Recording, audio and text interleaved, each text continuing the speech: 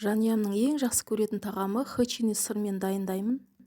Жылы сүтке 1 шай қасық ашытқы салып, араластырып, ашытқы ерігенше бетін пищевой пленкамен жауып, 10-15 минутқа қоямын.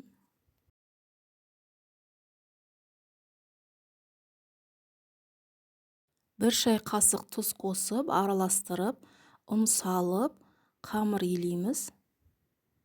Сүтпен иленген қамыр жайған кезде жыртылмайды, және піскен кезде хычини өте жұмсақ болады.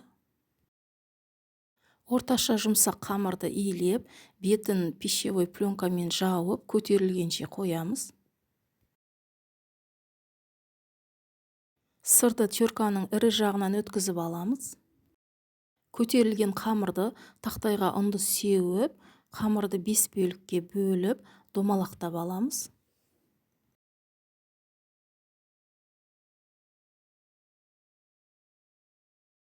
Туралған сырды да ыңғайлы болсын деп 5 бөлікке бөліп қоямыз. Әр қамырымызды қолмен немесе оқтаумен жайып, ішіне сырды салып, ашылмайтындай етіп, жақсылап бекітіп шығамыз.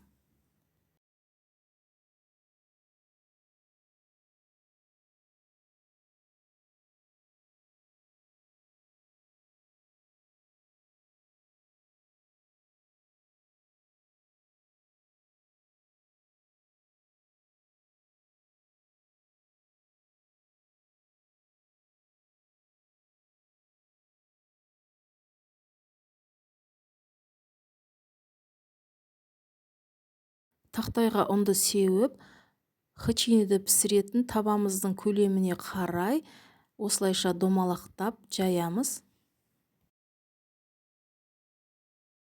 Қамырдың ортасында ауа болатын болса, өткір нәрсемен тесіп, ауасын шығарып тұрып жаямыз.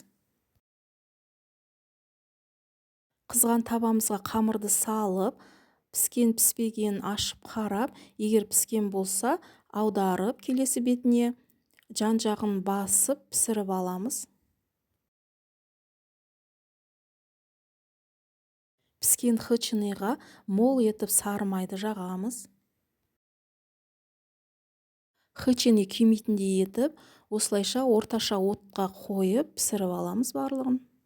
Хычини сырмен жұмсақ, өте дәмді ас болсын.